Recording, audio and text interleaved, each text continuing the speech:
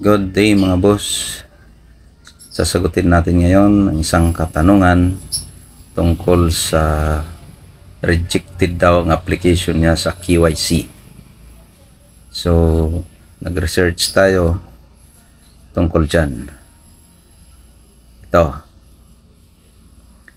Sabi dito sa taas, related sa question niya, my KYC has been rejected.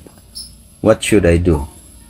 Ang sagot ng Bingo Plus ay, when your KYC has been rejected, you may redo it by uploading another image of your ID. To do so, you may follow below steps. So number 1, log in to your Bingo Plus account. Number 2, go to account tab, then security center. Number 3, from there, you'd see failed as status on your KYC setting. Tap on the status.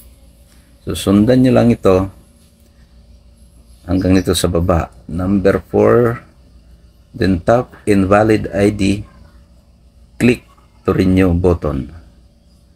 Sa number 5, select which type of ID you'd like to upload from the recommended IDs.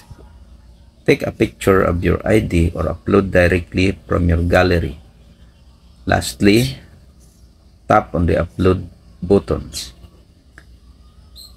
So dito naman sa baba, isama na natin ito, isang question para continuous na yung baka may katanungan pa rin siya kung gaano katagal ito ang process nito.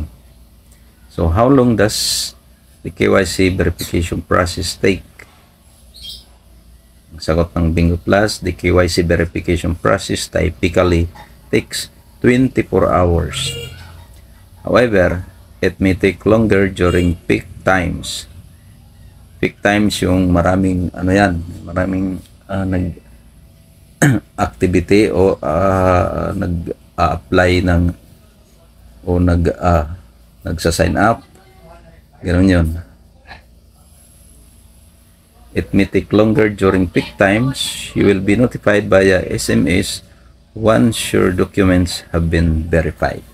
So, hintayin mo na lang at magpapadala sila ng SMS kung verified na o approved na.